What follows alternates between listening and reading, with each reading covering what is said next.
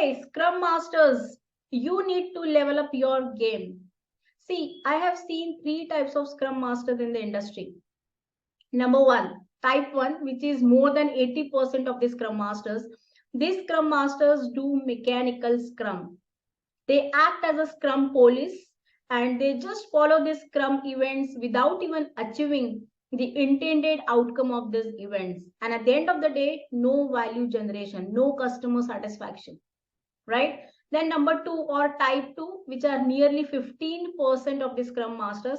So these Scrum Masters help the team to become more effective by introducing lean thinking, by effective use of Scrum, by coaching them, mentoring them, teaching them based on the situations, and they help the team to become self-managed. Yes, but these Scrum Masters, their focus is their team. But these Scrum Masters rarely coach any stakeholders outside of their team. Okay. And then number three, which are less than 5% of the Scrum Masters, these Scrum Masters position themselves as a true leader of the organization, and they help to bring in that true agility, the culture, and support in their company. So if you fall in any of these three categories, or rather first two categories, you need to step up your game and you need to move from category 1 to category 3. And how will you do that? So here are the three simple steps to get started. Number one, first you need to clear your misunderstanding about Agile and Scrum. See, I have seen a lot of people, they have a lot of misunderstanding about different Scrum practices, different Agile practices, and even they misunderstood the roles and responsibilities of a Scrum Master. So first thing first, you need to unlearn these things. You need to unlearn whatever you know, which may not be right, and you need to learn new things about Agile and Scrum. You need to keep reading every day, keep yourself updated with the latest knowledge of Agile and Scrum. That is step number one. Then step number two, once you have a deep knowledge of Agile and Scrum, once you really know what does Scrum, what is the purpose of each and every element of Scrum, what is Agile, then you start implementing Scrum effectively in your team and in your organization. And how will you do that?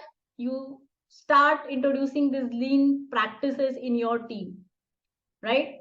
You start implementing this Scrum very effectively in team, meaning you closely work with your team and bring the transparency about different dysfunctions in your team, and you enable your team to navigate these dysfunctions.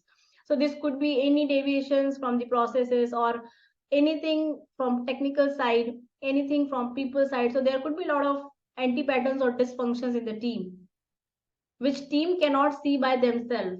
So you being a Scrum Master, you closely work with the team and bring in this transparency and visibility about these multiple dysfunctions. And you help the team to move from one point to the next point. You teach them, you coach them, you mentor them, right, based on situation, and you help them to become self-managed and cross-functional, right?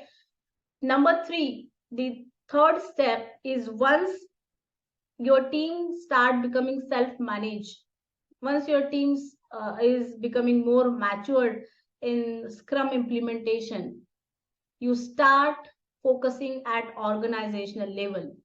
So you talk to management, you talk to leadership, you talk to C-level executives, meaning you need to talk to all the layers in the organization, right from management to C-level executives, in bringing the transparency in effective utilization of Scrum in making them understand what is their role in agile environment, if at all they are unaware, by solving different organizational impediments which you may see as a scrum master, and by coaching these different layers as to what all it takes or what kind of culture and support scrum team need in order to be successful.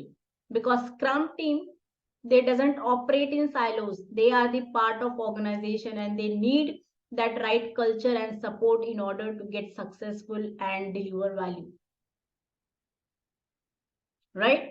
So scrum masters, it's not about how much scrum and agile knowledge you have, it's more about how you use that knowledge to become your team effective, or to help your team becoming effective in scrum implementation and actually bringing that value on the table. So don't sell yourself short by just talking about some scrum and kanban or some kind of framework. Position yourself as a true leader of the organization, and then start evolving on this beautiful journey of a scrum master by continuously improving step by step. All right, I hope you find this video useful. So please like, subscribe and share this video, and don't forget to share your comments below this video. What is your opinion on this? Thank you for watching.